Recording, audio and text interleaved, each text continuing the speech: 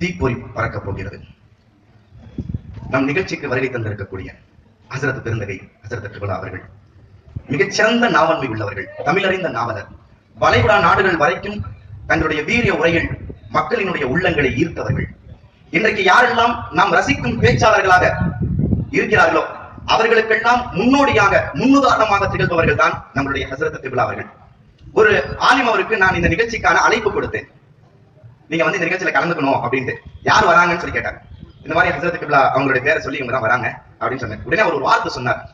கிட்டத்தட்ட ஒரு 40 ஆண்டுகளுக்கு முன்பாக அவர் சொன்ன வார்த்தை, ஹசரத் அவர்களுடைய பயானை ஒரு நாள் எங்க தாயார் கேட்ட போது எங்க அண்ணனுக்கு ஹசரத்துடைய பெயரே வச்சாங்க. அந்த அளவிற்கு ஹசரத் அவருடைய வீரிய உரை இன்றைக்கும் வயது முதிர்வு இருக்குமே தவிர சொல்லிலேயோ நடையிலேயோ பேச்சினுடைய துணியிலேயோ எந்த தளர்வும் இல்லாமல் கர்ஜிக்கும் சிங்கமாக மிக அழகாக இடம் பொருள் ஏவலுக்கு தோதுவாக மக்களை தட்டி எழுப்புகின்ற ஒரு மிகச்சிறந்த சமூக போராளியாக ஹசரத் அவருடைய உரை இன்றைக்கும் ஒழித்துக் கொண்டிருப்பதை யாராலும் மறுத்துவிட முடியாது, மறந்துவிட முடியாது. வளைகுடா நாடுகள் வரைக்கும் ஹசரத் அவருடைய வீரிய உரை கிட்டத்தட்ட 1 வருடங்களுக்கு முன்பே ஹசரத் அவர்கள் இடத்துல பதிவு செய்ய வேண்டும். அந்த அளவிற்கு ஹசரத் அவர்கள் சுழன்று பம்பரமாக இஸ்லாமிய பிரச்சார பயான்களை செய்திருக்கிறார்கள். ஈமான் சம்பந்தமாக தப்பான கொள்கைகளை பேசுபவர்களுக்கு எதிரிலே கர்ஜிக்கும் சிங்கமாக ஹசரத் அவருடைய பேச்சு இருந்ததை இன்றைக்கும் நாங்கள் உணர்ந்த முடிந்தது. காலைய நசீகத்தினுடைய உரையிலே எந்த தலைப்பின் கீழ் போனாலும் நான் எல்லாம் மனமுதம் வந்து சொல்லுவேன், ஹசரத் உமர் ரலியல்லாஹு அன்ஹு அவர்களை குறித்து ஹசரத் அவர்கள் பேசும்போது உமராக காட்சியளிப்பார்கள். அந்த அளவிற்கு அவருடைய வீரியம் அங்கே இருக்கும். ஆன்மீகத்தை பேசும்போது உள்ளமெல்லாம் அழுது இருக்கின்ற அளவிற்கு பெருமானார் ஸல்லல்லாஹு அலைஹி வஸல்லம் அவர்களை குறித்து வடித்து பேசுகின்ற அந்த வார்த்தைகளை கேட்கின்ற பொழுது எந்த கண்களும் கண்ணீரால் குளமாகாமல் இருக்காது. அந்த அளவிற்கு மிக அற்புதமாக மக்களுக்கு பலனளிக்கும் இஹ்லாஸ் அசரை தாக்கத்தை பிரதிபலிப்பை உருவாக்கக்கூடிய பேச்சு ஹசரத் அவர்களது. ஷேகுனா ஆதம் ஹசரத் அவங்க வாக்கியாத்தினுடைய பாணி நிறுவனர் ஆலா ஹசரத் அவருடைய மாணவர் ஷேகுனா ஆதம் ஹசரத் அவர்களுடைய காலத்தில் அவர்களுக்கு முன்னால் பாடம் கேட்டு அவங்களுக்கு ஹிதுமத் செய்து சமூக மிகச்சிறந்த சேவையை செய்து கொண்டிருப்பவர்கள் ஹசரத் அவர்கள். வேறுதல் வாக்கியாத்து சாலிஹாத்தினுடைய சமூக மிகச்சிறந்த பேச்சாளராக திகழ்ந்தவர்கள் எங்களுடைய ஹசரத் அவர்கள். மதீனத்துல் இல்ம் அரபி கலாச்சாரையினுடைய நிறுவனராக இருந்தவர்கள். ஆஷிகை ரசூல் தரீகாவில உயர்ந்த இடத்தை பிடித்தவர்கள். அப்படிப்பட்ட மௌலானா மௌலவி அல்ஹாஜ் ஹசரத் கிப்லா அவர்களை பணிவன்போடு சிறப்பான நிறைவு பேருரை வழங்க மிக்க பணிவன்போடு 2005 மற்றும் 2014 வாக்கவி ஆலிம்களின் சார்பாக அன்போடு அழைக்கின்றேன்.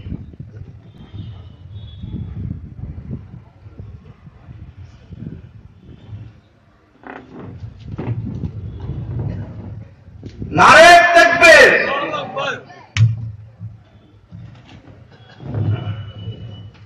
السلام عليكم.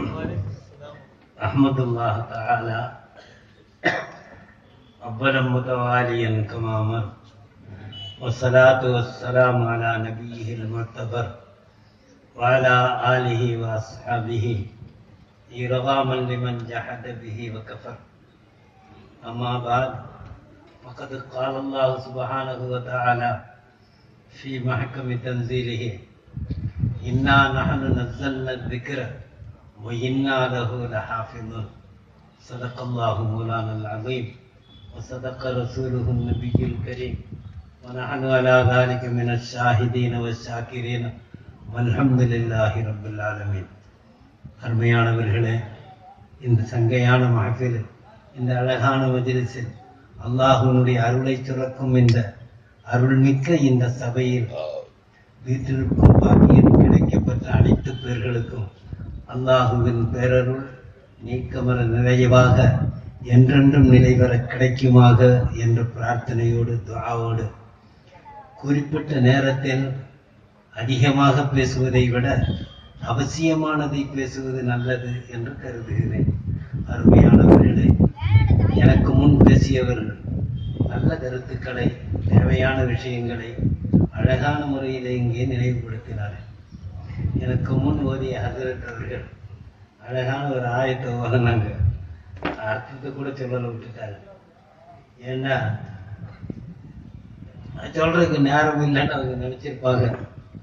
ஆனா அந்த ஆயத்தை பற்றியே அதை ஒட்டியே 2 வார்த்தைகள் பேசுவது பொருத்தம் என்று கருதுகிறேன். அல்லாஹ் ஜல்ல சுப்ஹானஹு வ தஆலா குர்ஆன்ல பல இடத்துல சொல்றான். குர்ஆனை பத்தியே குர்ஆன்ல பல இடத்துல சொல்றான். சூறாக்களுடைய தொடக்கத்தில் குர்ஆனை பற்றியே அல்லாஹ் பேசித்தான் ஆரம்பிக்கிறான். அப்படி நிறைய குர்ஆனையே முன்னிறுத்தி பேசக்கூடிய ஒரு பேருரையாக, ஒரு அருள் வேதமாக இருக்கும் திருக்குர்ஆனை நாம் தான் இறக்கி தந்தோம், அதை நாமே பாதுகாப்போம். அதை பாதுகாப்பும் பொறுப்பு எங்களிடம்தான், என்னிடம்தான் இருக்கிறது. அதை காலம் உள்ளவரை, நீர் உள்ளவரை, பார் உள்ளவரை நான் அதை பாதுகாப்பேன் என்று அல்லாஹு தஆலா சொல்றான்.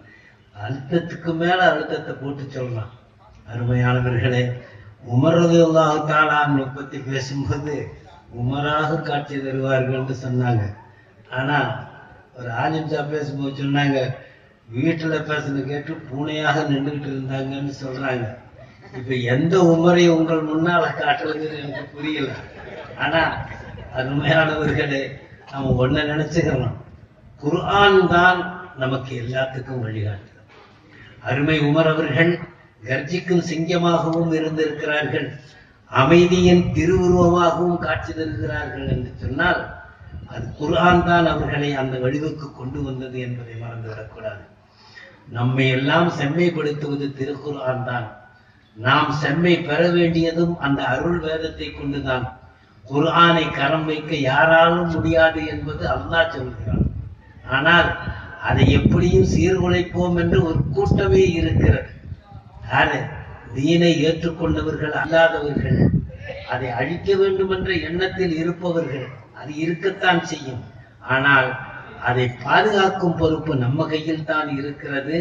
அதை அல்லாஹு தஆலா நம்மாறலாக இந்த உலகத்திலே நிலை பெறச் செய்வான் என்பதை நாம் உறுதியாக நம்பி, அதற்காக அந்த குர்ஆனுக்கு தர வேண்டிய மதிப்பை, மரியாதையை, அதனுடைய கண்ணியத்தை, சிறப்பை நாம் நம்முடைய அன்றாட வாழ்க்கையிலும், நம்முடைய குடும்ப நிலையிலும், நம்முடைய எண்ணத்திலும், சிந்தனையிலும் அதை எப்பொழுதும் பாதுகாக்க வேண்டிய பொறுப்பை அல்லாஹு தஆலா நமக்கு அருளாக தருவானாக. அருமையானவர்களே, திருக்குர்ஆனை ஓதுவது நமக்கு வழக்கமாக இருக்க வேண்டும் என்று அல்லாஹ் சொல்கிறான். லகது மன்னல்லாஹு அலல் முஃமினீன இது பஅஸ ஃபீஹிம் ரசூலம் மின் அன்ஃபுஸிஹிம் யத்லு அலைஹிம் ஆயாத்தி. அருமநாயகம் ஸல்லல்லாஹு அலைஹி வஸல்லத்தை கொண்டு இந்த உலகத்திலே எந்த பணியை அல்லாஹ் தஆலா செய்ய வைக்கிறான் என்று குர்ஆன்ல சொல்றானோ, 6 இடத்துல 5 இடத்துல அந்த ஆயத்து வருது. அந்த மாதிரி எல்லாத்துலயும் முதல்ல யத்லு அலைஹிம் ஆயாத்தி, குர்ஆனை ஓதுவதை கட்டாயப்படுத்துவார்கள், அது கற்றுத் தருவார்கள் என்று அல்லாஹ் தஆலா சொல்றான். அருமையானவர்களே, பாக்கவி உலமாக்களுடைய இந்த குறுகிய காலத்தில் பட்டம் பெற்று, பயிற்சி பெற்று, தேர்ச்சி பெற்று, முதிர்ச்சியுடையவர்களாக காட்சி தரும் அந்த உலமாக்களின் சார்பில் இந்த முதுமையை எட்டிய என்னையும் வரவழைத்து பேச வைத்திருக்கிறார்கள். நான் உமரை போல கர்ஜிக்க வேண்டும் என்று சொல்கிறார்கள். சிங்க குட்டிய துள்ளும் காளைகளுக்கு இடையில நாம நினைச்சு பாருங்க, அங்க நம்ம எந்த மரியாதையை நம்ம பாதுகாத்துக்கணுங்கிறது தெரியணும். அவர்களுடைய அந்த சிங்க உரைகளை வேண்டாம் நம்ம கேட்கலாம், அவங்க முன்னால நம்ம பத்மி தான் உட்கார்ந்து இருக்கணும். நம்ம உட்கார்ந்து இருந்தீங்கள. அருமையானவர்களே, குர்ஆனை ஓதுவதை நமக்கு கற்றுத்தரணும் அப்படின்னு ரசூலுல்லாஹ்வுக்கு சகோதரிகள், சகோதரர்கள் குடும்பத்திலே அதனுடைய ஒளியை என்றும் நம்முடைய செவிகளிலே கேட்கும்படி நம் பக்கத்திலே இருக்கும் நம்முடைய குடும்பத்தின் அங்கத்தவர்கள் ஓதும் பழக்கமுடைய தன்மை நம்ம குடும்பத்துல எவ்வளவு இருக்குது என்பதை கண்ணியமாக நாம் ஆய்வு செய்து பார்த்து சாலிஹாத்தை எண்ணியவர்கள், பாக்கியாத்து சாலிஹாத்தினுடைய தேவையை உணர்ந்தவர்கள். பாக்கியாத்து என்ற ஒரு ஸ்தாபனம் என்றும் பாக்கியாக, நிலையாக, நேமமாக இருக்க வேண்டும் என்று அந்த நாதா அல்லாஹ்விடத்திலே கரமேந்தி கேட்டிய துஆ எந்த காலத்தில், எந்த நிலையில், எந்த அமைப்பில் அந்த துஆவை அவர்களுடைய புனித வாயிலிருந்து உதித்ததோ அல்லாஹ் தஆலா அதை ஏற்றுக்கொண்டான் என்பதற்கு இன்றும் பாக்கியாத்து அதனுடைய அருள் தரத்தோடு காட்சி தருகிறது. எத்தனையோ புயல்களை அது சந்திச்சிருக்கிறது, இருந்தாலும் இன்றும் பாக்கியாத்து பாக்கியாத்தாக இருக்கு. சங்கைக்குரிய உஸ்தாத் அலா ஹஸரத் ரஹ்மத்துல்லாஹி அலைஹி அன்று ஓதி பயிற்சி பெற்று, தேர்ச்சி பெற்று, பட்டம் பெற்று செல்லுபவர்களிடத்துல தினமும் 3/4 ஜுஸ் குர்ஆன் ஓதணும்னு சொல்லுவாங்க. அந்த பழைய கதையை சொல்றேன். இப்ப இருக்கிற பிள்ளைகள் ஓதுவாங்க, 3/4 ஜுஸ் தான் ஓத சொல்றாங்க. அதுக்கு இப்ப வேண்டாக்கா 3/4 ஜுஸ் இல்லைங்க, 9 ஜுஸ் 8 ஜுஸ் கூட ஓதுவாங்க. ஓதக்கூடிய பழக்கம் இருக்கிறது. ஆனா நம்ம குடும்பங்கள்ல, வீடுகள்ல அந்த பழக்கம் இருக்குதா? நம்முடைய உலமாக்கள் அது நினைவுபடுத்தி சொன்னால் அதை அன்பாக வாங்கிக் கொள்ளக்கூடிய தரம் நாம் உருவாக்கி வச்சிருக்கிறோமா என்று நினைத்து பார்க்கணும். சங்கைக்குரிய ஹஜரத் அவர்கள் அந்த காலத்துல சொல்றாங்க, முக்கா ஜூஸ் குர்ஆன் ஓதணும் அப்படின்னு அவங்களுடைய உஸ்தாத் நாயக் அங்கு வாதக்கூடிய உஸ்தாத்மார்களுக்கு நாயகம் யாருங்க, அலா ஹஜரத் அப்துல் வஹாப் ஹஜரத் ரஹ்மத்துல்லாஹி அலைஹி சொல்லுவாங்க.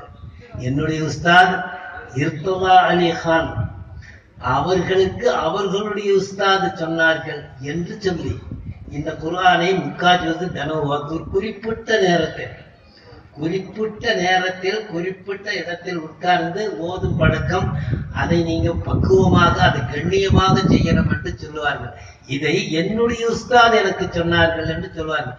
இர்துல்லா அலி கானுடைய கிதாபுகளை ஓதி கொடுக்குறாங்க. நஃபாயிசுல் இர்துல்லியான ஒரு கிதாப் இருக்குது. அதே மாதிரி தஃசீருல் மந்திங்கிற ஒரு கிதாப் இருக்கு. இந்த கிதாபுகளுக்கெல்லாம் அதை உருவாக்கியவர் அதனுடைய முசன்னிப் பெருந்தகை இர்துல்லா அலி கான். இந்த வாலாஜாபாத்ல இங்கதான் இருந்தாங்க. இங்க நம்ம இந்தியாவுல தமிழகத்துல வாலாஜாவில் தான் இருந்தாங்க. அந்த பெருந்தகை அலா ஹஜரத்துக்கு உஸ்தாத். அவங்களுக்கு அவர்களுடைய உஸ்தாது சொன்னாங்க, எது முக்கா ஜூஸ் ஓதுங்க. அவங்களுக்கு அவங்களுடைய உஸ்தாத் சொன்னாங்க. அந்த சனதை அப்படியே சொல்லி யார் கடைசியில மேல் மட்டத்துல யார் சொன்னாங்கன்னா, சங்கைக்குரிய உஸ்மான் இப்னு அஃபான் ரலியல்லாஹு தஆலா அன்ஹு.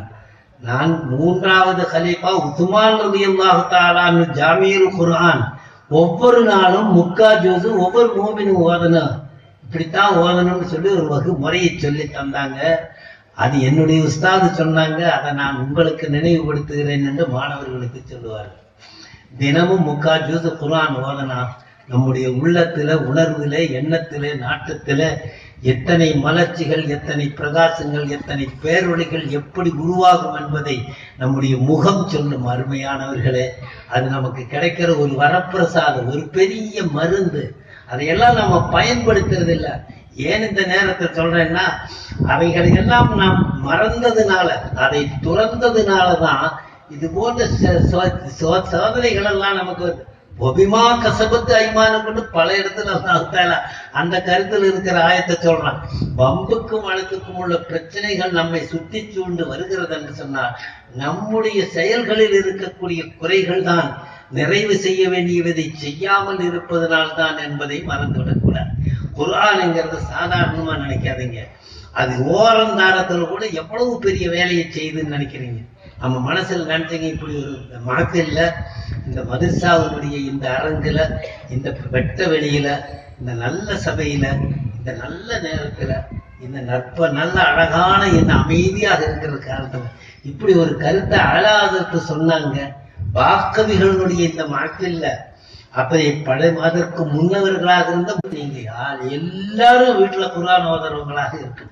அப்படி ஓதுற பாக்கியத்தை தாய்மார்கள் தொடங்கி வச்சா எல்லாரும் நடத்துவாங்க. ஓத தெரிஞ்சவங்க எல்லாம் ஓதுங்க, ஓத தெரிஞ்சவங்க எல்லாம் முக்கா ஜூஸ் ஓதுங்க. அதுக்குன்னு ஒரு நேரத்தை ஒதுக்கி கட்டாயமா ஓதுங்க.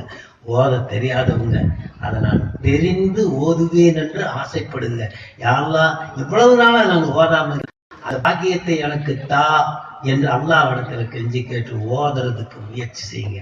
அருமையானவர்களே, குர்ஆன் என்கிறது நமக்கு கிடைக்கப்பட்ட ஒரு பேரருள்.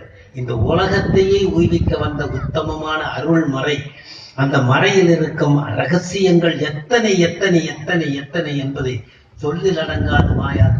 எவ்வளவு சொன்னாலும் அதனுடைய நிறைவு பூர்த்தியாகாது என்று வரும் பொழுது அந்த ஒரு பொக்கிஷத்தை நாம பயன்படுத்தணும். பாருங்க, அது ஓரந்தாரங்களோடு இப்ப இந்த சபையில உட்கார்ந்து அந்த குர்ஆனை பற்றி ஒரு நிறைவு மனசுல, அல்ஹம்துலில்லாஹ் இப்படி ஒரு குர்ஆனா, அதனுடைய அருளை நாம அனுபவிக்கணும் அப்படின்னு ஆசைப்படுங்க. குறைஞ்ச அளவு இல்லைங்க, நிறைவாக தொடக்கத்துல அப்படி வைங்க. அது எப்படி பல்கி பெருகி உள்ளத்துல அந்த குர்ஆனை நம் பக்கம் நிறைவுபடுத்தி நெருக்க வைக்கிறது என்பதை பார்ப்பீங்க. ஒரு சம்பவத்தை சொல்றேன். குர்ஆனை ஓதுவதனால் அதனால் கிடைக்கக்கூடிய அருளை பற்றி பல இடத்திலேயே இது போன்ற விஷயத்தில் நீங்க எல்லாம் கேட்டிருப்பீங்க.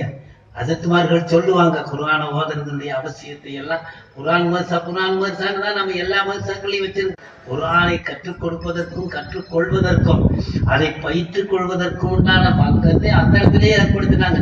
எல்லா முஸ்லிம்கள் வாழும் பகுதியில் எல்லாம் இருக்குது.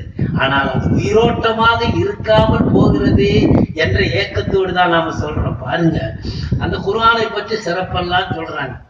இந்த லக்னோவுல ஒரு ஹஜரத் வந்து பயான் பண்றாரு, குர்ஆனுடைய சிறப்பை பற்றி சொல்றாரு, குர்ஆனால் கிடைக்கக்கூடிய அருளை பற்றி சொல்கிறார், அதனால் கிடைக்கும் மறுமை பாக்கியங்களை பற்றி சொல்கிறார், அல்லாஹு தஆலா அதை ஓதுபவனுக்கு தரக்கூடிய புண்ணியங்களை பற்றி சொல்றார்.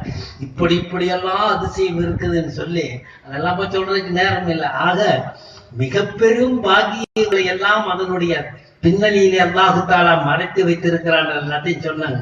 இதை கேட்டுக்கிட்டே இருந்தவர் ஒருத்தர், அவருக்கு நான் எப்படியாவது குர்ஆன் ஓதணும் அப்படின்னு ஆசைப்பட்டார். முதிய வயதிலே அவர் ஆசைப்படுறார், நானும் குர்ஆனை கற்றுக்கொள்ள வேண்டும் என்று ஆசைப்படுகிறார். அந்த ஆசையோடு அவர்கள் அந்த சபையிலிருந்து விழுந்து செல்கிறார். எழுந்து சென்று அடுத்த நாளே ஒரு ஹஜரத்தை போய் பார்க்கிறாரு. தம்பி, அவங்களுக்கு ஓதி தர்றீங்களான்னு கேட்கிறாரு. இவருடைய வயசுக்கு அவர் வயசுக்கு வித்தியாசம் தெரியுது. ஓதி கொடுக்குறேன்னு சொல்லி அவர் ஓதி கொடுக்குறாரு. இந்த வயசுல வர்றாரு, சீதேவி நல்லதா அல்லாஹ் தஆலா. ஆனா அவர் ஓதி கொடுத்தாரு. அவர் பார்த்தா ஒன்றும் மண்டையில சரியா ஏறல. சொல்லி பார்த்தாரு, அவர் நினைச்ச மாதிரி அவர் வளர்ந்து வர முடியல. ஆனால் அவர் முயற்சியை விடவில்லை, தொடர்ச்சியாக அதை படிப்பதிலேயே ஆர்வம் இருந்தார். ஆனா அந்த சொல்லிக் கொடுத்த அஜர்த்து சொல்லி கொடுத்தா ஏதோ நாம சொல்லிக் கொடுக்கறதுலாம் புரிய மாட்டேங்குது போடுறதுக்கு அவர் எத்தனையோ முறைகளை சொல்லி பார்த்தாரு, நடக்கல. சரி, இவர்கிட்ட தான் நமக்கு வழங்கலைன்னு அவர் இன்னொருத்தர்கிட்ட போறார். இப்படி போயிட்டு வந்து வீட்டுல வந்து மனைவி இடத்துல சொல்லுவாங்க, ஏன்னா எங்க போய் குறை சொன்னாலும் சரி, குறையை நிறைவுபடுத்தி கொள்றதுக்கு தன்னுடைய கஷ்டத்தை, அந்த பாரத்தை குறைப்பதற்கு இந்த உலகத்துல கிடைக்கிறது மனைவிமார்கள் தான். நீங்க ஒண்ணு மறந்துறாரு, எங்கெங்கேயும் கஷ்டப்படுறாரு, எப்படி எல்லாமே ஓதி பார்த்தாரு, நடக்கல. நான் இவ்வளவு மழுக்கையா இருக்கிறனே, இவ்வளவு மத்தியா இருக்கிறனே, ஒண்ணுமே மண்டையில ஏற மாட்டேங்குது கவலைப்பட்ட அவரு கடைசியில போய் பீவிட்டு சொல்றாரு, என்ன படிச்சு பார்த்தாலும் ஒண்ணும் மண்டையில ஏற மாட்டேங்குது, நானும் ஓதி பார்க்கறேன், எனக்கு வர மாட்டேங்குது. இல்லைங்க, நீங்க அல்லாஹ் தஆலா உங்களுக்கு அந்த அருளை தரும். அதுதானுங்க மனைவி. மனையை அழகுபடுத்தக்கூடிய மங்கை அல்லவா அவர்கள் சொல்றாங்க. அப்படி இல்லை, நீங்க ஆறுதல். அந்த சொல் அவர்களுக்கு ஆறுதலை தருகிறது. அடுத்த ஒரு ஆசிரியர்கிட்ட போறாங்க, இன்னொரு ஆசிரியர்கிட்ட போறாங்க, இன்னொரு அஜத்திட்ட போறாங்க. பல நாள் இப்படி யாராவது முயற்சி செய்து பார்த்தாரு. இவர் போயிட்டு ஓதிட்டு வர்றதெல்லாம் ஓதத்தான் போறாருன்னு பிவி அம்மாவுக்கு தெரியுது. அப்போ முதல்ல வந்து சரி, ஒன்னும் சரிப்பட்டு வர மாட்டேங்குது, என்னதான் நான் பேசாலும் ஒன்னும் மழுக்கைக்கு ஏற மாட்டேங்குது அப்படின்னு சொல்லுவாரு. அப்புறம் போட்டுட்டு எந்த நேரமும் சோக முகத்தோட வருவாரு, அப்படியே தொங்கி போன முகத்தோட வருவாரு. இப்படியே வந்து இருந்தவர்னா திடீர்னு பார்த்தா ரேகாலை எடுத்து அப்படின்னு விரிச்சு வைக்கிறாரு, குர்ஆன் ஷரீஃபை வச்சுட்டு ஓத ஆரம்பிச்சுட்டாரு. அப்படின்னு மனைவி பார்க்குறாங்க. குர்ஆன் ஒரு ஓரத்துல உட்காந்துக்கிட்டு ஓதிக்கிட்டே இருப்பார். இதை பார்த்தாங்க, அல்ஹம்துலில்லாஹ், எங்க அம்மா வீட்டுக்காரங்களுக்கு ஓத தெரிஞ்சுக்கிச்சுன்னு அவங்களுக்கு ஒரு சந்தோஷம் வந்துச்சு. அவங்களுக்கும் சரியா தெரியல, அவங்களுக்கு தெரிஞ்ச மாதிரி அவங்க ஓதி இருப்பாங்க. அல்லாஹ் தஆலா எனக்கு அதை பத்தி செய்யல. ஆக இப்படியே ஓதிக்கிட்டே இருக்கிறாங்க. கடைசி அவருக்கும் அல்லாஹ் தஆலா மரணத்தை கொண்டு இருக்கிறார். மரணமாகக்கூடிய நேரம் தெரியுது. அப்போ இந்த மனைவி சொல்றாங்க, நாம கூட ஏதாவது சந்தேகம் இருந்தா இவர்கிட்ட கேட்டு தெரிஞ்சுக்கலாமே அப்படின்னு சொல்லி பக்கத்துல பார்த்தா இவர் ஓதுறது காதுல கேட்கறது இல்லை. அப்போ இவர் சொல்லி பார்த்தாங்க, ஒண்ணு புரியல. இதுக்கிடையில இந்த காலம் வந்து அந்த அவருடைய மரணம் நெருங்குது. முந்தாருக்கு முன்னால மரணப்படுக்கையில் இருக்கும்போது மனைவி இடத்துல கூப்பிட்டு சொல்றாங்க, எனக்கு அல்லாஹ் தஆலா எனக்கு அழைப்பு தருகிறான் போல தெரியுது, மரணத்தை நான் நெருங்கி கொண்டிருக்கிறேன். அப்படி நான் மூத்தா போயிட்டேன்னு சொன்னா, பள்ளியாசல்ல ஒருத்தர் உருது முன்சி ஒருத்தர் இருக்கிறார். அவரு ஜமாத்தா எல்லாம் தொழுகுவார். எல்லா தொழுகையிலையும் ஜமாத்தா போய் மக்கள் சப்புல நின்று தொழுகிற பழக்கம் உள்ளவரு. அவரு என்னுடைய ஜனாதாவை தொழுக வைக்க சொல்லுங்க அப்படின்னு சொன்னார். நடந்த சம்பவம், அதனாலதான் நான் சொல்றேன் இப்படி. அப்போ என்னுடைய ஜனாதா தொழுகையை அந்த முன்சியை கொண்டு தொழுக வைக்க சொல்லுங்க. அத உடனே அந்த அம்மையார், மனைவிகள் மாதிரி கடமை அப்படித்தானே, கணவனுடைய ஆசையை நிறைவு செய்யணும். அது கடைசி நேரத்து ஆசை. இந்த உலகத்துல பெட்டர் வஹாபுன்னு சொல்றாங்க, சரிவாதியில சிறந்த வாதிங்க அவங்களை கொண்டுதானுங்க வாழ்க்கை மங்களம் பெறதும் மகிழ்ச்சி பெறதும். அப்போ தஸ்குனும் இலைகா, மனச்சாந்தி கிடைக்கணும்னா மனைவிமார் இடத்துல தான் போகணும். அவங்க அதை கொடுக்கணுங்கிறது தான். அந்த இறக்க குணம் அவங்கள்ட்ட தானுங்களே இருக்குது. இறக்க குணம் உள்ளவங்களும் தாய்மார்கள் தான். அவங்க நினைச்சா குடும்பம் மங்களமாயிடும். அல்லாஹ் தஆலா அந்த பாக்கியத்தை தருவானாக. பள்ளவெட்டியில் வாழ் குடும்பங்கள் எல்லாம் கணவன் மனைவிகள் மனம் ஒத்த வாழ்க்கை வாழக்கூடிய பாக்கியத்தை நிரப்பமாக தரணும். இந்த முன்சி அந்த மனைவி இடத்துல ஆசையா சொன்னது போல உடனே அந்த முன்சீட்டை போய் தொழுக வைக்க சொல்லணும்னு இந்த குர்ஆன் ஓதுறவரு கட்டை ஏற்பாடு சொன்னாங்கன்னு சொல்லும்போது அஜர்தான் போய் சொல்லணும். இமாம் சாப்பிட்ட சொல்றாங்க, உங்க பள்ளியாசல்ல ஒருத்தர் எப்பவும் தொழுக வைக்க வர்றாரு நம்மள முன்சி, அவருதான் என் கணவனுடைய ஜனாதாவை தொழுக வைக்கணும் அப்படின்னு அவங்க ஒரு வேண்டுகோள் விடுத்திருக்கிறாங்க. ரொம்ப சுகம் இல்லாம இருக்கிறாங்க, துவா செய்யணும். அப்ப அந்த முன்சி அவர் யாருங்க அப்படின்னு விசாரிச்சு பார்த்தாங்க. அவரை கூப்பிட்டு, இந்த மாதிரி ஒருத்தர் இந்த வீட்டு தெருவுல இந்த வீட்டுல இருக்கிற ஒருத்தர் ஜனாதா தொழுகைய நீங்க தான் தொழுக வைக்கணும்னு சொன்னாங்கன்னு. அஸ்தோஃபிருல்லாஹ், என்ன பார்த்து தொழுக வைக்கிறீங்க? நான் நிறைய ஜனாதாவுல தொழுது இருக்கிறேன், தொழுகையில எல்லாம் கலந்துருக்கிறேன். நீங்க சொல்லும் போது நானும் கூட சேர்ந்து தக்பீர் சொல்லியிருக்கேன்னு தவிர இப்போ எப்படிங்க ஜனாதா தொழுக வைக்கிறதெல்லாம் நமக்கு ஆகாதுங்க. அந்த அளவுக்கெல்லாம் நமக்கு பக்குவமும் இல்லை என்றாலும் இவரு எவ்வளவோ மறுத்து இருக்கிறாரு. இல்லைங்க, அந்த மனைவிட்டு இருந்து 2வது ஆளுக்கு வந்து எங்க அத்தா ரொம்ப சுகம் இல்லாம இருக்கிறாரு வீட்டுக்காரரு, கடைசியில ஒபாத்தாயிட்டாரு, கடைசியிலையும் இதைத்தான் சொல்லிட்டு மூத்தானாருன்னு சொல்லிட்டாங்க. அப்ப கட்டாயமா நிர்பந்தமா அந்த முன்சி சாபு தொழுக வைக்கணும்ங்கிற நிலை வந்துருச்சு. கடைசி அவர் மூத்தாக இருந்தாரு. இப்ப முன்சி சாபு நாம தொழுதுகிட்டு தான் இருந்த பின்னால தொழுக வைக்கிறது அந்த அஜத்திட்டையும் கேட்டு தெரிஞ்சுக்கொண்டெல்லாம் கேட்டு சரியாச்சு. என்னமா அப்படி ஒரு ஆசை அந்த முன்ன பின்ன எனக்கு அறிமுகம் இல்லாத மனுஷன் அவரையே என்ன சொன்னாருன்னு தெரியல. கடைசியில அனுமதிச்சுட்டாங்க, தொழுகிறதுக்கு தயாராயிட்டாங்க. ஜனாதாவை கொண்டாந்து வச்சு தொழுக வைக்கிறதுக்கு கை கட்டி தொழுகிறாங்க. தொழுகும் போது அவரு மனசுல தோணுது, தொழுக முடிச்சிட்டு துவாவை ஓதிட்டார். ஜனாதா தொழுகை பிறகு துவா ஓதணுமா ஓதலாமான்னு இப்ப நாம கவலைப்படுறோம். முன்சி சாபு ஓதுறதுக்கு முதல்ல பாடமாக்கிட்டார். ஏன்னா துவா ஓதுறது அல்லாஹ்வுக்காக உதுஊனி அஸ்தஜிப் லக்கும், துவா கேளுங்க, துவாவை நான் ஒப்புக்கொள்றேன்னு அல்லாஹ் சொல்றான். நீ கேட்கவே வேணாம்னு சொன்னா அப்ப நாம வேற யார்கிட்ட போய் கேட்கறது? அல்லாஹ்ட்ட தான் துவா கேட்கணும்னு அல்லாஹ் தஆலா சொல்றான். அல்லாதவங்களிடத்திலையும் துவா கேட்கறதுக்கு அனுமதி நமக்கு இருக்கு. இப்போ அல்லாஹ்விட்ட தவிர வேற யார்ட்டையும் துவா கேட்க கூடாதுன்னு சொல்லி தந்தாங்க. அது ஒரு பக்கம் போயிடுச்சு. இப்போ அல்லாஹ்ட்டையே துவா கேட்க கூடாது அப்படின்னு கதையை கொண்டுட்டு வர்றாங்க. ஜனாதா தொழுக வச்சுட்டால தூக்கிட்டு போ, துவா செய்ய. ஏன் துவா செய்யாத? ஜனாதா தொழுகைக்கு பிறகு துவா செய்யணும்னு எந்த கிதாபுல இருக்குது அப்படின்னு கேட்பாங்க. பாருங்க, ஒரு விஷயம் மட்டும் வழங்கிய உலகத்துல நாம செய்யற காரியங்கள் எல்லாம் கிதாபுல இருக்கிற எந்த செய்யக்கூடிய காரியங்கள் எது செய்யக்கூடாதோ அதுவெல்லாம் கிதாபுல இருக்கு. அது செய்யக்கூடாது இதை செய்யக்கூடாதுன்னா கிதாபுல இருக்கும். அது அல்லாததெல்லாம் செய்யலாம்னு ஒட்டுமொத்தமா அனுமதிதான். அது அல்லாம தொழுகு நோன்பு வையின்னு சொன்னது இருக்கு. தொழுகாதேன்னு சொன்னா தொழுக கூடாது, நோன்பு வைக்காதேன்னு சொன்னா நோன்பு வைக்க கூடாது. வருஷமெல்லாம் நோன்பு வைக்கணும்னு நமக்கு ஆசை இருக்குது. அல்லாஹ் தஆலா சொல்றான் என்னன்னு, வீத அன்னைக்கு நோன்பு வைக்க கூடாது. அரஃபா அன்னைக்கு நாம இங்கெல்லாம் நோன்பு வைக்கணும், அங்க இருந்து அரஃபா அன்னைக்கு அவங்க நோன்பு வைக்க மாட்டாங்க. நல்லா நினைச்சு பாருங்க. அல்லாஹ் தஆலா வானான்னு சொல்றதுக்கு தான் சட்டமே தவிர செய்யறதுக்கு கட்டளைக்கெல்லாம் இல்லாத இடங்கள் நிறைய இருக்கு. எத்தனையோ நாம செய்யணும். அப்போ துவா செய்ய வேணாம். பாருங்க, எப்ப நீங்க துவா கேட்டாலும் யுஜீபு தஅவத்த தாஇ இதா தஆனி, என்கிட்ட நீங்க துவா கேளுங்க, யுஜீபு நான் துவாவை ஒப்புக்கொள்றேன்னு சொல்றான். எப்ப கேட்கறதுக்கு நேரம் காலம் ஒண்ணுமே குறிப்பிடல அந்த ஆயத்துல. அந்த ஆயத்திலேயே அல்லாஹ் சொல்றான். நம்ம துவா கேட்கறதுக்கு யோசிக்கிறோம், கூடாதுன்னு ஒரு கூட்டம் சொல்லுது. அல்லாஹ் தஆலா நமக்கு புரியும் அருளை தந்தருள்வானாக. அருமையானவர்களே, நாம நேரான பாதையில போகணும்னு நினைக்கும் பொழுது அதனுடைய அருளையும் பாக்கியத்தையும் அல்லாஹ் தான் நமக்கு நிறைவாக தர வேண்டும் என்று அல்லாஹ்வின் மேல நாம தவக்குல் வச்சுதான் அதை கேட்கணும். அப்படி ஒரு எனது உள்ளத்துக்கு உணர்வுக்கு கட்டுப்பட்டவர்கள் தான் மூமினானவர்கள் என்பதை மறந்து விடாதீர்கள். அருமையானவர்களை ஒரு துவாவும் செய்துட்டார். துவா செய்த உடனே ஜனாதா தொழுகைக்கு பிறகு சரி நம்ம ஜனாதாத்தை தூக்கிட்டு போறாங்கல்ல, மையத்தாங்கிற வரைக்கும் போலாம்னு போனார்.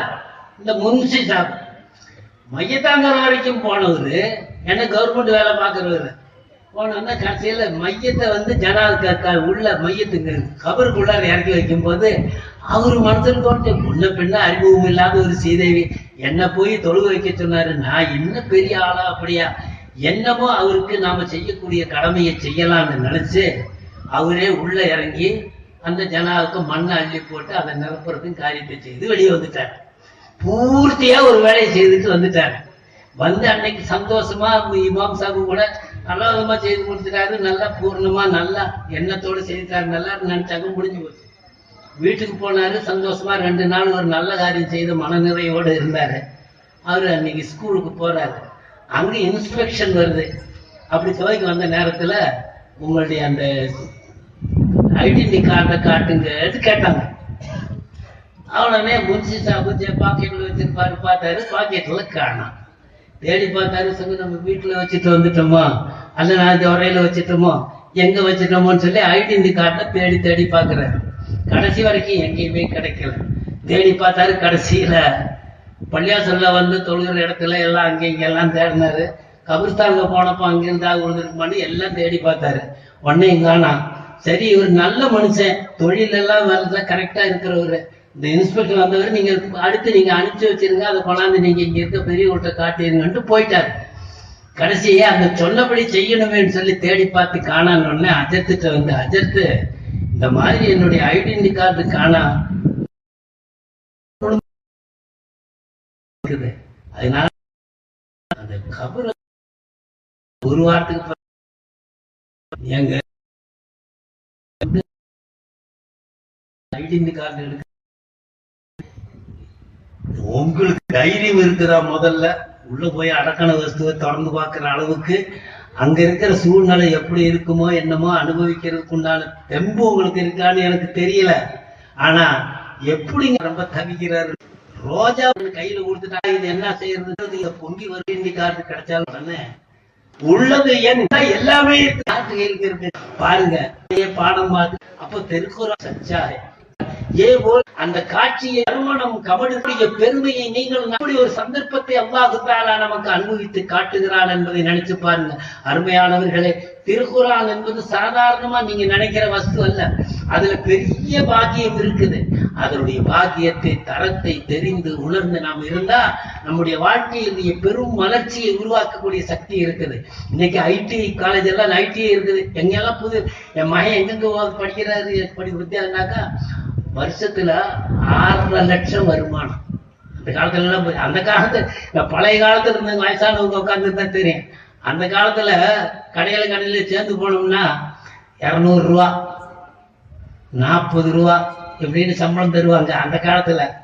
அப்ப இந்த 40 ரூபா சம்பளம் மாசத்துக்கு 40 ரூபான்னு நினைச்சிருக்கீங்களா? இல்லைங்க, வருஷ சம்பளம். பழசானவங்க உட்காந்துருப்பாங்கன்னா தெரியும் அவங்களுக்கு. வருஷ சம்பளம் தான் சொல்லுவாங்க. 40 ரூபா 30 ரூபா வருஷ சம்பளம். அப்படி அந்த காலத்துல இருந்துச்சு. இப்போ மாப்பிள்ளை பாக்குறவங்களுக்கு பயோடேட்டா கொடுக்கும் போது அதுல அப்படித்தான் இருக்கிறாங்க.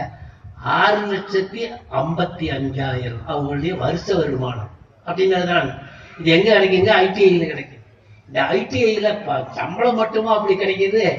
அது அல்லாத வஸ்துக்கள் அங்க கிடைக்குது என்பதற்கு சாதாரண சாதாரண ஒத்த மனுஷனா போறாங்க, திருமணத்தோட வெளியே வர்றாங்க, தனி மனிதராக உள்ள போறாங்க, ஜோடியா வெளியே வர்றாங்க. இப்படி எல்லாம் நடக்குது.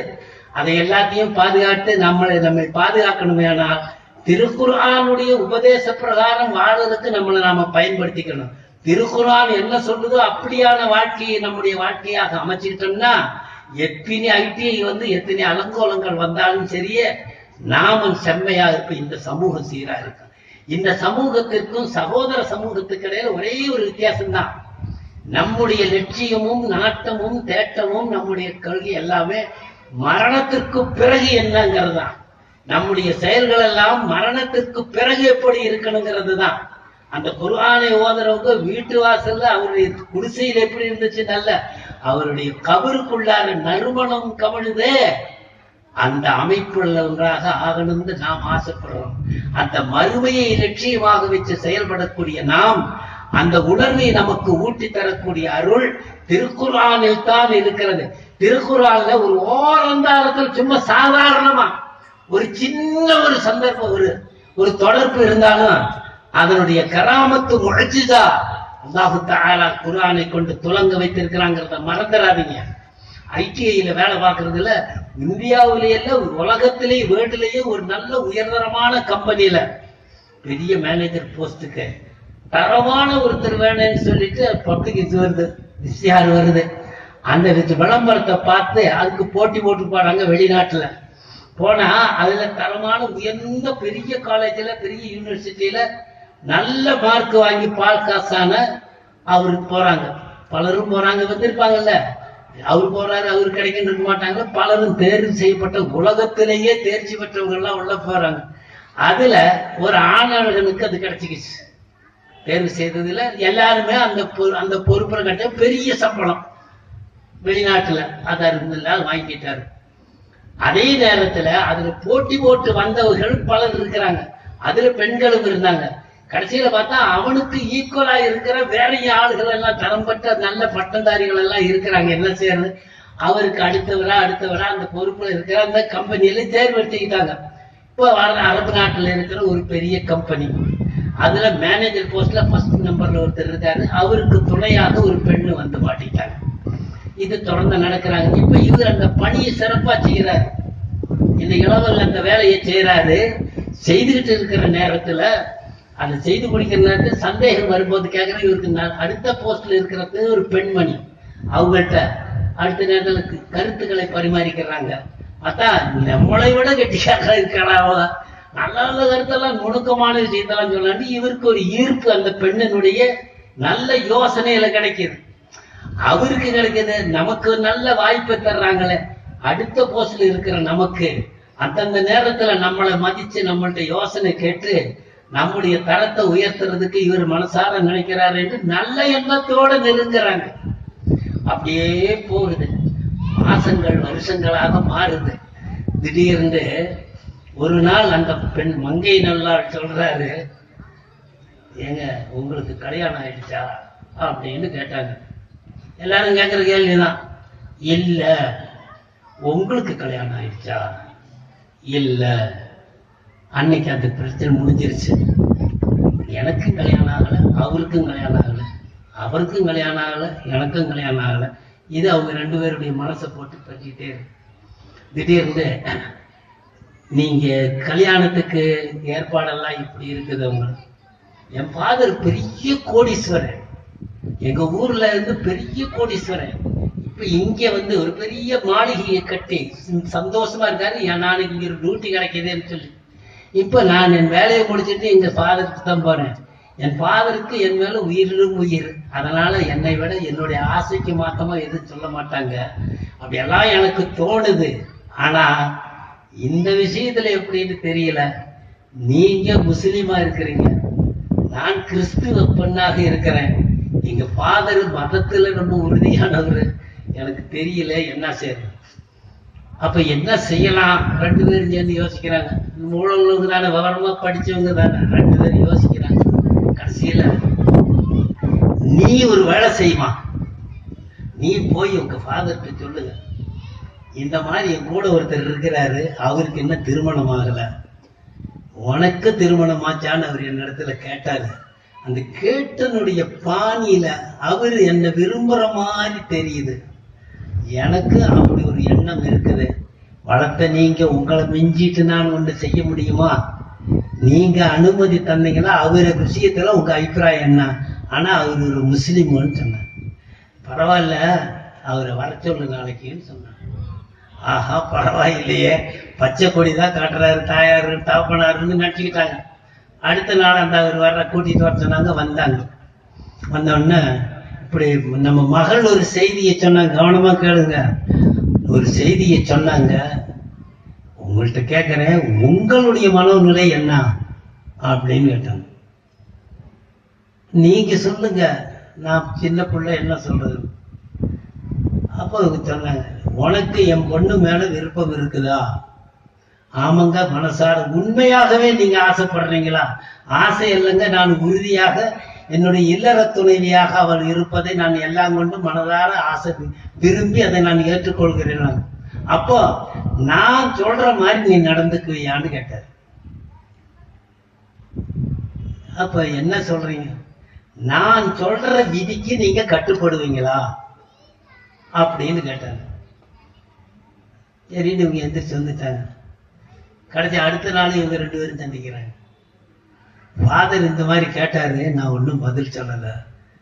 ஏங்க நீங்க விருப்பமா என்னன்னு கேட்டீங்க, விருப்பம்னு சொன்னீங்க. ஃபாதருக்கு விருப்பமானதுக்கு தான் உங்கள்கிட்ட சொல்ல போறாங்க. அது நீங்க செய்வீங்களா செய்ய மாட்டீங்களாங்கிறது சொல்லணும் அப்படின்னு. இந்த புண்ணியவாளன் அங்க பள்ளியாச பக்கத்துல ஒரு ரூம் எடுத்து இருக்கிறார். அந்த ரூம்ல தான் இவர் தங்குவார்.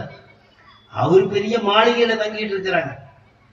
ஃபஜ்ர் தொழுகையில இருந்து எல்லா ஜமாத்துக்கும் கரெக்டா போயிடுவார். பள்ளியாசல்ல தான் உதவி செய்வார். இவர் உதவி செய்யறத எப்ப பார்த்தாலும் இமாம் சாப் பாக்குறாரு. தொழுகையில ஜமாத்துல முன்பத்தியில் நிக்கிறாருன்னு எப்பவும் இமாம் சாப்போட நல்ல நெருக்கம் உள்ளவர். ஆனா இது மனசை போட்டு குழப்புது. இப்படி ஒரு ஜோடி கிடைக்குது, அறிவான தெளிவான ரொம்ப சிறப்பான ஒரு பெண்மணி. இப்ப நம்ம வாழ்க்கையில என்ன புரிஞ்சுக்கிட்ட பெண்மணின்னு எல்லாம் இவர் நினைக்கிறேன். கடைசியில அந்த தகப்பனார் இடத்துல ஒரு நாள் திடீர்னு போறாரு. நான் சொல்றது மாதிரி நீ செய்வியா அப்படின்னா, என்னோட சரிங்க நீங்க சொல்ற மாதிரி நான் கட்டுப்படுறேன்னு சொல்லிட்டேன். உடனே இந்த நிமிஷத்துல இருந்து உன்னுடைய போன்ல யார் யாருக்கு தொடர்பு இருக்குதோ எல்லாருடைய தொடர்பையும் நீ கட் பண்ணிடணும் அப்படின்னாரு.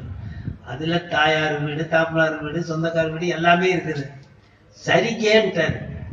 இனி எந்த நண்பர்கள் இடத்துலயும் நீங்க தொடர்பு கொள்ளக்கூடாது. சரிங்க. என் பிள்ளைய நீ ஆசைப்படுறதா இருந்தாக்க நீ அதுக்கெல்லாம் தயாராகு. சரிங்க. கடைசி எல்லாம் வந்துருச்சு. நீயே எங்க பிள்ளை கூட எங்க கூடத்தான் நீ இருக்கணும். சரிங்க. இப்ப இருக்கிற இடத்த விட்டு நீ காலி பண்ணிடணும். சரிங்க. நான் போறேன், வேற இடத்துக்கு போறேன்னு ஒருத்தையும் சொல்லக்கூடாது. நீ உன் பாட்டுக்கு வந்துட வேண்டியதுதான் அப்படின்னாங்க. எல்லாத்துக்கும் கட்டுப்பட்டார். என் கூட வந்து வாழறதுக்குன்னு சொன்ன உடனே வீட்டு குடும்பத்திலேயே நீங்க நாயகனாக்கலான்னு சொல்லிட்டாரு. வேலையும் ராஜினாமா பண்ணுன்றாரு. சரிங்கன்றாங்க. அடுத்த நாள் வேலையும் ராஜினாமா செய்யப்படுது. அந்த பெண்ணும் வேலையை ராஜினாமா செய்யறாங்க. 2 பேருக்கும் திருமணம் நடக்குது. இந்த வீட்டு மாப்பிள்ளையா அவர் போய் சேர்ந்துடுறாரு. அந்த ஊர்ல இருந்து அவங்க உடனே அங்கிருந்து போயிட்டாங்க. பெண்ணுக்காக தன் மகளுக்காக எதையும் செய்யக்கூடிய பெரிய செல்வந்தராயிட்டு அவங்க வேற ஒரு இடத்துல போய் குடும்பம் நடத்த ஆரம்பிச்சுட்டாங்க. அங்க போய் வேலையில இருந்தாங்க. இது அவங்களுடைய வாழ்வு நடக்குது. அஜர்த்து தொழுகைக்கு ஆளை காணாம பாங்கு சொன்னாக்க உட்கார்ந்து இருக்கிற ஆளு தொழுகை செய்யறதுக்கெல்லாம் ஆளை காணாம இந்த அந்தாண்டு ஒரு நாள் பார்த்தாரு. சமயம் ஊருக்கு போயிருப்பாருன்னு நினைச்சிருப்பாங்க. அப்புறம் கொஞ்ச நாளைக்கு பார்த்தா ஒரு 3 மாசம் 6 மாசத்துக்கு பிறகு ஊர்ல இருந்து ஆளு வருது. இப்படி இங்க ஒரு தம்பி இருந்தாருங்களே, எப்பவும் பள்ளியாசலுக்கு வருவாருங்களே, என்னங்க தேடிப்பா. அவங்க எப்ப பார்த்தாலும் பள்ளியாசல்ல முன் சப்புல வந்து நிப்பாரு. தொழுகையில இந்த இடத்துல தான் உட்காந்து உதவி செய்வாரு. எங்க அப்படியே ஆகாசத்துக்கு தூக்கிட்டு போயிடுச்சாருன்னு தெரியலங்க. இப்ப ஆளையே காணாம, ரூம்லயும் இல்லை, எங்கேயுமே இல்லைன்னு. யார் யாரோடு அவரோட தொடர்புகள் எல்லா இடத்துலயும் கேட்டாங்க. எங்கேயுமே இல்லை. அந்த மனைவியோடு சேர்ந்து அவர் ஐக்கியமாயிட்டாரு. அவங்களோட சேர்ந்து அவருக்கு வணக்க வழிபாடுகள் எல்லாத்தையும் மாத்திட்டாரு. சர்ச்சுக்கு போறவர் ஆயிட்டாரு. ஞாயிற்றுக்கிழமை போவாரு. அங்க போய் எல்லா அபிஷேகங்களுக்கு பண்ணுவாரு. பஜனைகள் எல்லாம் நடத்துவாரு.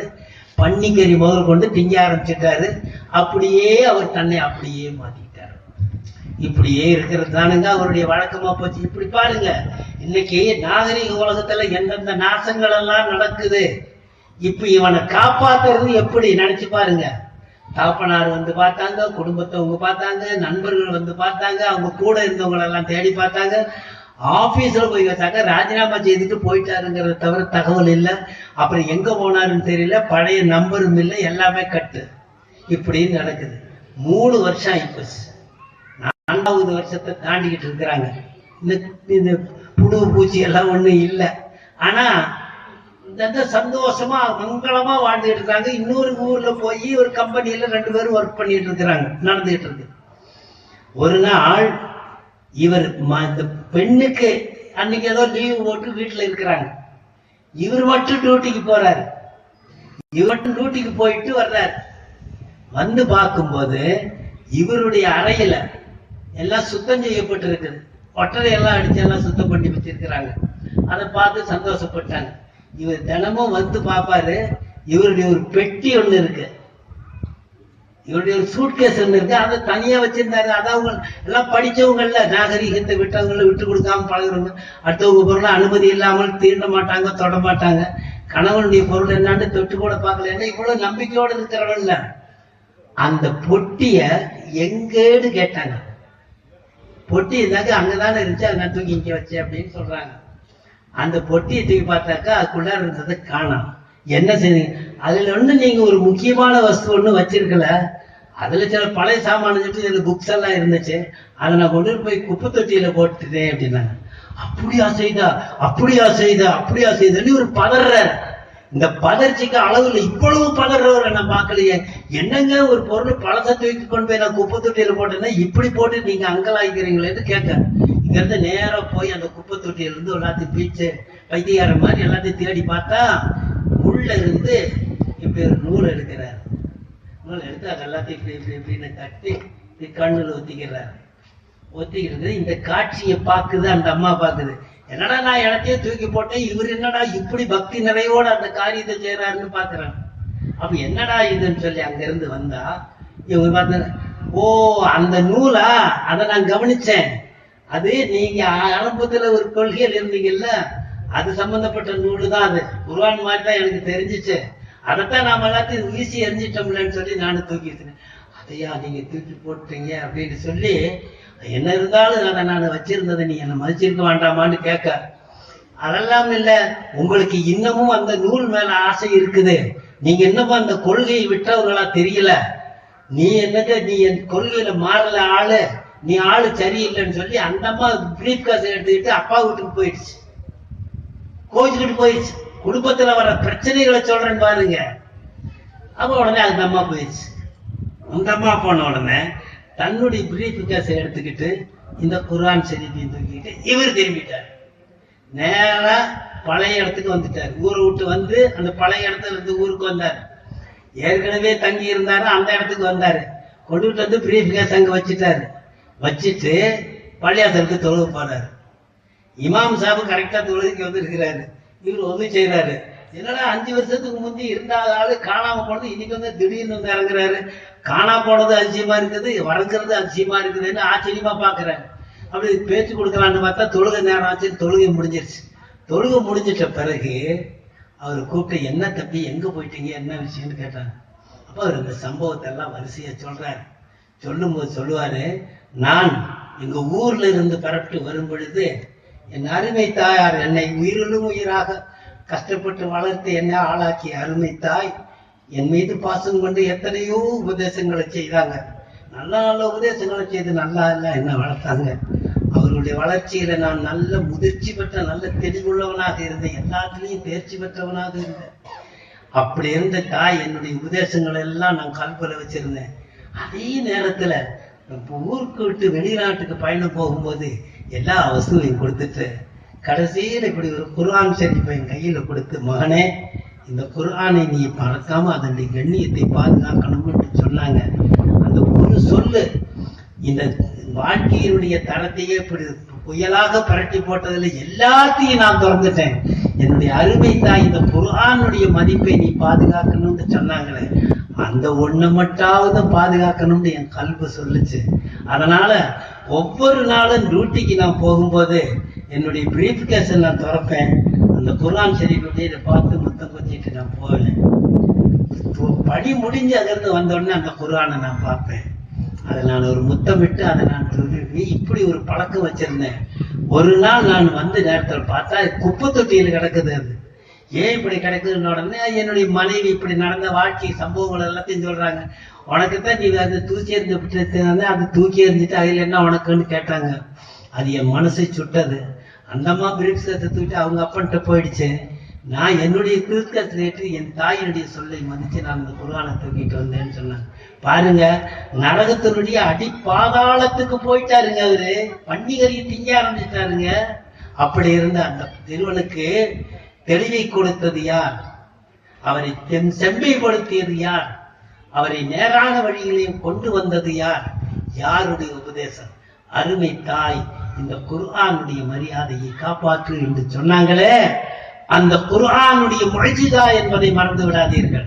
அருமையானவர்களே, வாழ்க்கையின் வரைகளை வாழ்க்கை தரங்களை எல்லாமே நுணுக்கமாக மிக அழகாக சொல்லி தரக்கூடிய அருள் வேதத்தை அதை செயல் வடிவிலே நமக்கு செய்து தந்த பூமான் நபி ஸல்லல்லாஹு அலைஹி வஸல்லத்தினுடைய சீரத்து நபி அவர்களுடைய அன்றாட வாழ்க்கை நடைமுறைகளை அதுபோல நாதாக்கள் அதை பின்பற்றி வாழ்ந்தவர்கள் வாழ்ந்த முறைகளுக்கெல்லாம் அடித்தளமாக ஆதாரமாக இருக்கும் திருக்குர்ஆனை மதித்து ஓதி கண்ணியப்படுத்தி அதனுடைய கண்ணியத்தை உள்ளத்திலே தேக்கி வைத்திருந்தால் நம்ம குடும்பம் எல்லாமே மகிழ்ச்சி நிறைந்த குடும்பமாக இருக்கும் என்பதை மறந்து விடாதீங்க.